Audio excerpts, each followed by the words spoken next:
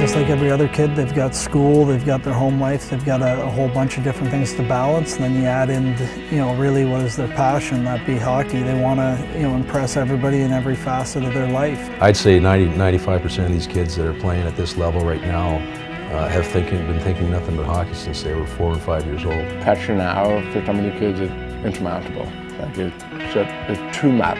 It's a difficult situation for some to handle that stress, but I think the big thing is that outside of their family pressure, scouts, teammates, all that, is the pressure that they put on themselves.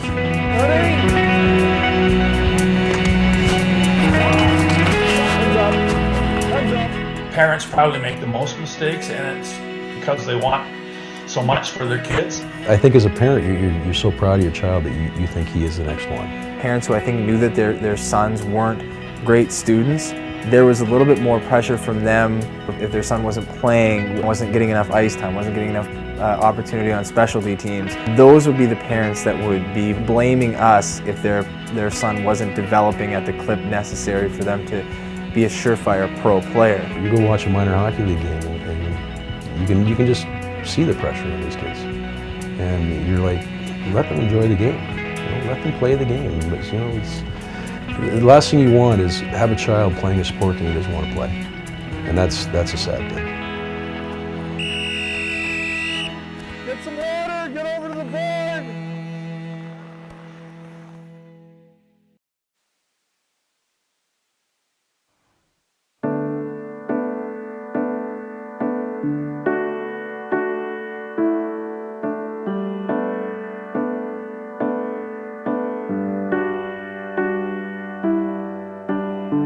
I remember my 16-year-old training camp going in and thinking, I have 4 years to do whatever, and next thing I knew, I was out of the league and done. That was probably one of the most empty feelings I had, and I still remember it when I was sitting up there at the table and I talked to my agent Murray, and he said, things aren't going to work out with Papa.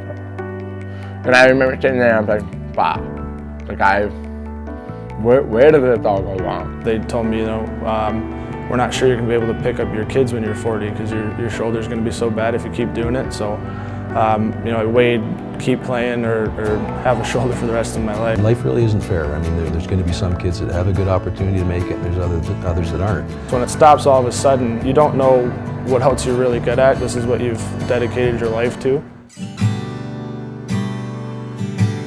One of the things that I try to tell kids now is you could go as far as you want, but make sure you also know what else you want to do. And that's why it's important that they develop hobbies and interests outside of hockey so they know what they do enjoy. When anyone focuses just on hockey, it really narrows how they grow with their mind, and they really limit themselves in their capabilities and their potential. I don't think enough of the young athletes nowadays in any sport realize the importance of education and preparing themselves for that day. It can be tough to, especially as a 16-year-old, to think, you don't want to think, if this doesn't work out, I have a backup plan because you're trying to play hockey, but it is tough to kind of see 4 or 5 years down the road. When we studied the concept of perspective in young performers, we found that first they had more self-acceptance, and secondly, their identity was more broad. Even playing different sports is a great idea, so that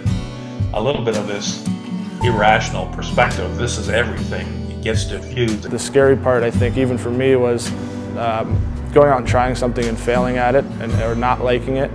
And if in hockey, when that happens, you're either not good enough and you can fail. The other elements of your life outside of hockey are your foundation.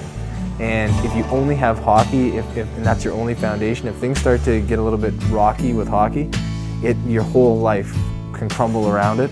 It's my little shrine down here. Sometimes when I get down, we're having a bad day, whatever, it's like, you know what? Like, I'm okay. I went some places and I did some things that a lot of people would die to do. So that it's always good to have that because it's humbling. It reminds you, you know what? You put in a lot of hard work, and That's what you get for hard work. Even though I didn't get to where I wanted at the end of the day, I achieved a ton, and I'll always have that. People ask me all the time, was it worth it? Should you have gone to college instead? And I always say no. I met great people the whole time. I played in the league and had a lot of fun doing it, and I got a chance to play hockey every day for 4 years.